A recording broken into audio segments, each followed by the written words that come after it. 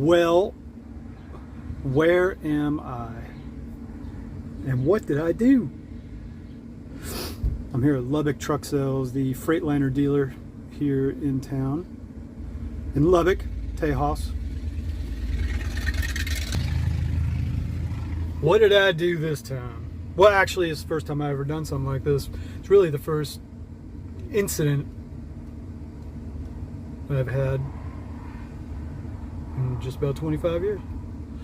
The only other incident I ever had with equipment where something got screwed up, and then like when you want to say like, was it just stupid? Was it my fault? Was it just extenuating circumstances, right? First time happened back in 2013. I was working for Mountain Valley Express in Vegas. God dang it. I got the coof. 2013, I was blindside backing into this alleyway in Vegas, and the wind was blowing, and there was a fence or a gate, and the wind blew it shut on my hood.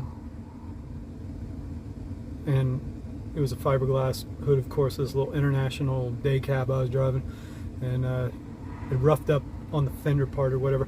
I actually got the dickhead that was my terminal manager. When I got back to the yard, he got pissed and threatened to fire me and stuff because, oh, you're ruining all the equipment. It was just like a little scratch. He actually put that on my DAC report. I couldn't believe it, that I had damaged equipment. Like I actually had an incident, you know. So on a truck, the truck was like a 2000 International 9400 day cab too, his little shit box, and he wrote me up for it and put it on my driver's report. So everywhere I've gone to apply for jobs in the past 10 years, I've got an accident on my driver's report, kind of thing. Anyway, let's take a look at what I did this time. Well, I'll give the background before I get out in the wind. Night before, I picked up a load in Fort Worth, had to drive all night to get to Plainview, Texas, up here on the 27. They got a Walmart distribution center there, and it was pitch black out. I came in from the south side of the distribution center, never been there before, so I just saw a road that went directly to their truck entrance.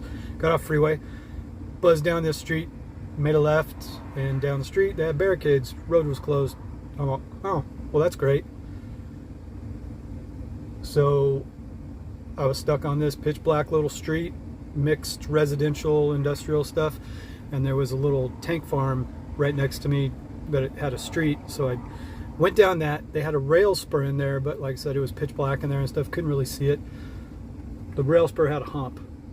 Well, I had to go over this hump, and I went slow too, and I didn't even feel anything, and turns out I drug the landing gear over this hump, not knowing at the moment because I didn't feel it, and I had to wiggle down that street, find a way out, and off I went. And had to go up on the north side of the Walmart distribution center where their entrance was. Took a little bit of wiggling around this neighborhood and stuff, trying to get out of there. It was stupid, but it's what I got stuck with, right?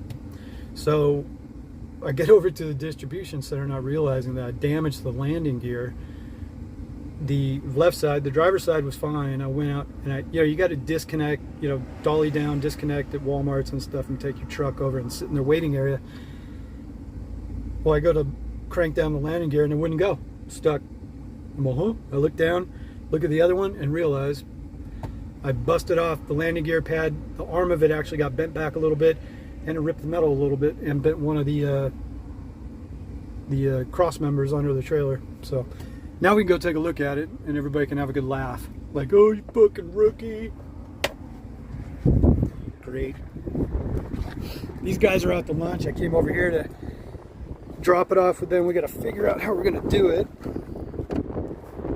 If we're going to use a hoist, or if I got like a big 360 forklift to get underneath it so I can detach from it, whatever.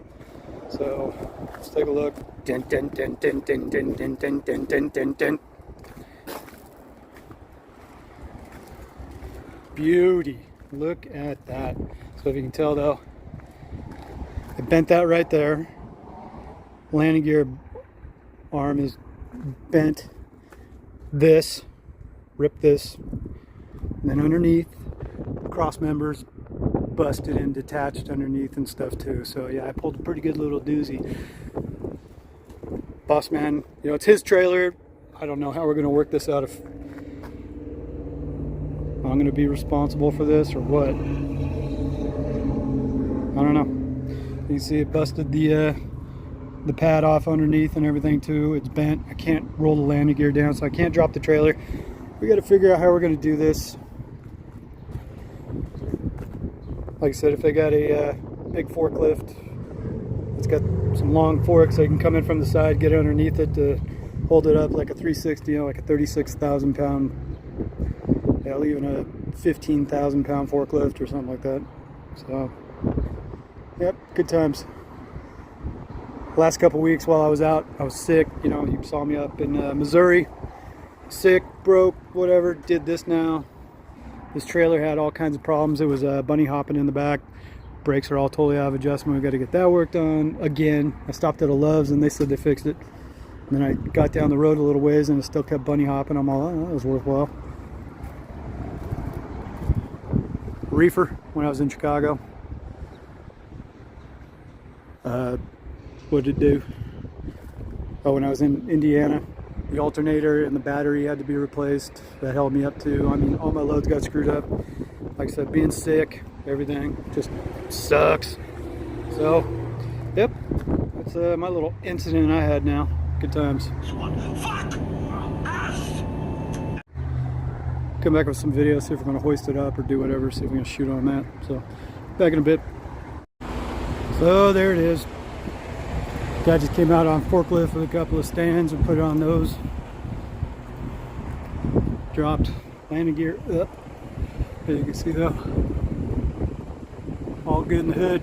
So dropped the airbags, slid out pretty easy, no big. So, and you can see I did grease my fifth wheel a while back. For those like, man, that thing's dry. So remedy found. Just put it on some stands and off I go. I didn't know if they had stands here or not, but there it is. So go home, take a day or two off. Looks like I might be going back out and running milk tankers because the rates are so low on Reefer right now. He actually has a lease driver with him and called ex-owner op because we're selling the truck. But he's put everybody on company wages now. So because the rates have gotten so low that he was just looking out for us so we can still make a paycheck, that he's put us on a mileage rate.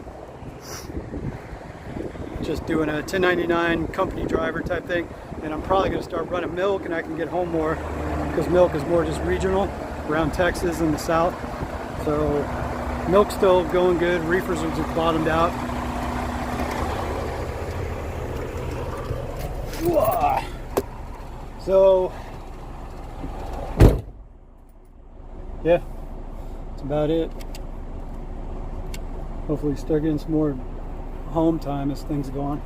Because if I'm going to be out running around for wages and be broke all the time, I can think of far better things to do in my time if I'm just going to be broke, like sitting on a couch. Or maybe start going to the gym again because I'm home. So trailer's dropped off. Gonna go back over here, check in with the shop manager guy before I leave. And then I'll go back to the yard, park this dumpster. Head on back to the house. Take me a couple days off.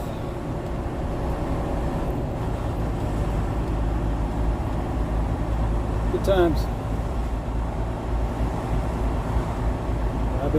I bet this trailer gonna be over here 2 months.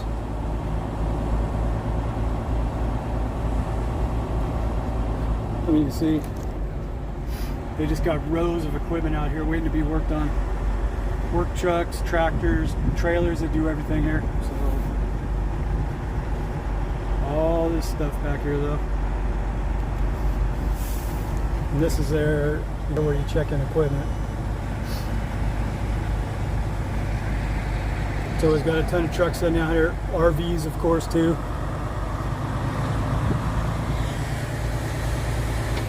I'm just gonna park right here real quick, run in.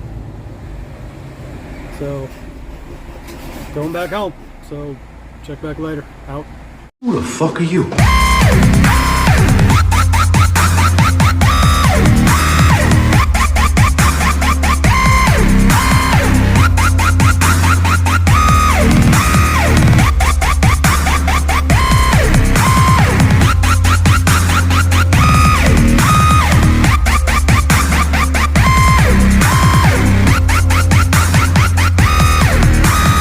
Who the fuck are you?